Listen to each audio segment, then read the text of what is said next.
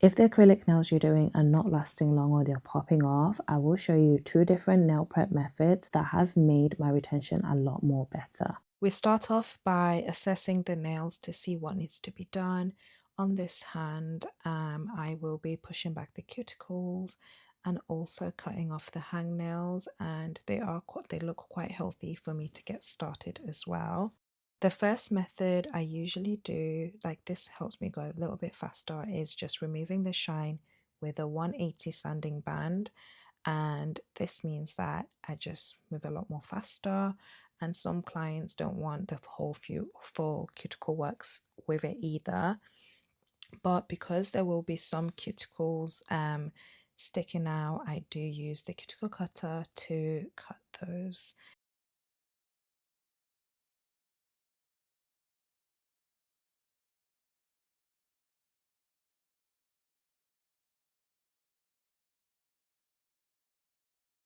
The other method I always kind of use most of the time, I'd say, just for a lasting retention of the acrylic, is pushing back the cuticles with a tool, and be very gentle at this spot. You don't need to apply too much force, but I do understand sometimes some cuticles are quite hard to push back, and that's okay. So I'm going to use this cuticle bit around the cuticle area just to remove those tough cuticles that weren't pushed back, and some that are invisible as well.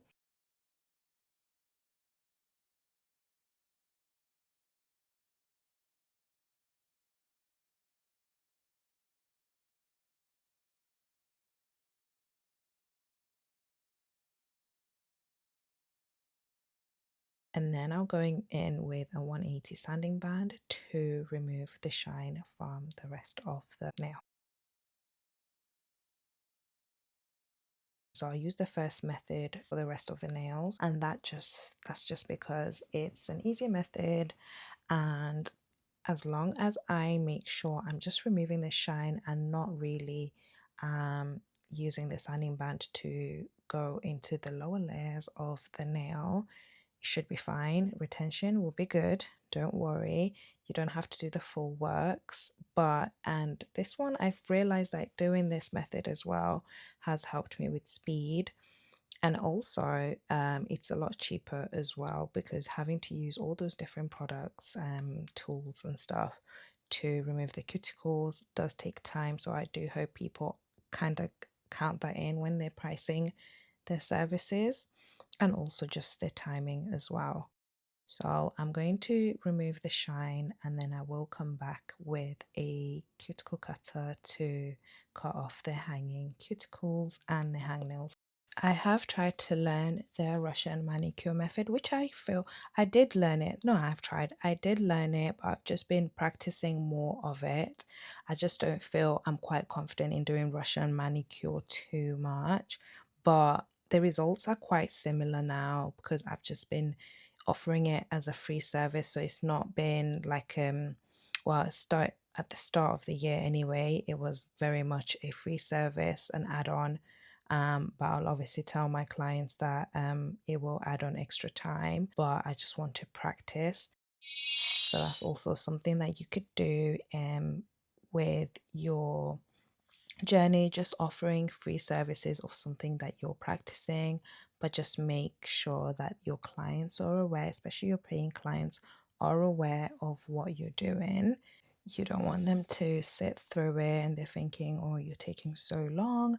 But in hindsight, you're actually still learning, but you're on the job learning. So, and it's good. Sometimes that's a good way to learn, knowing that you are on someone's paid time. So it'll probably help you move a lot more faster and perfect the technique as time goes on. But yeah, as I feel like I'm okay with Russian manicure, I just feel like I could definitely do better. Unless that's just me comparing. I don't know what you guys think. Let me know in the comments.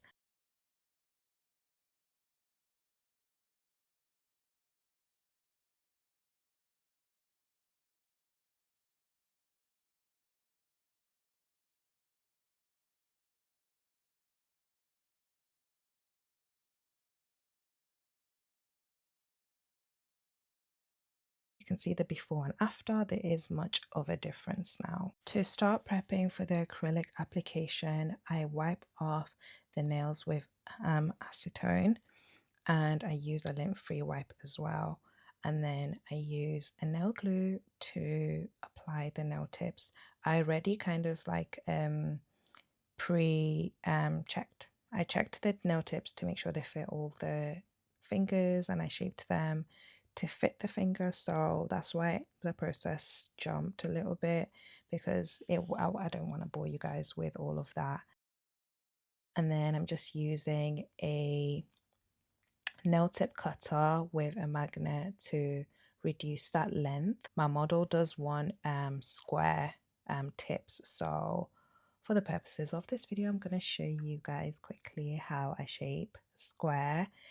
It's not too much because the tips were square anyway, but it's just like really refining them and making sure that they're the same length through and through. I do have a shaping video that I will link at the top. You guys can check that out. It is another part of this series, so if you haven't watched that, go and check it out.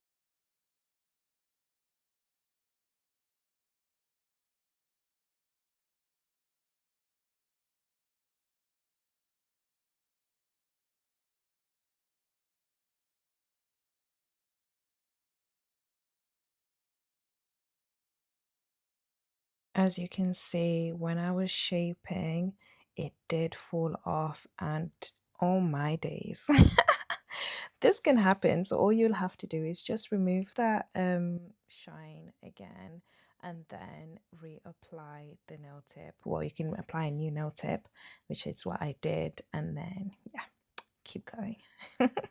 To blend the tips, I use the 180 sanding band, and on low speed, use it on top of the nail tips where it meets the nail, and that just allows me to have that smooth blend between the nail and the nail tips. So when you apply acrylic, it won't really be visible. Before applying acrylic, I usually dust off the dust from the nail, and then I wipe it with acetone, and then I make sure that obviously all the oils are removed from the nail.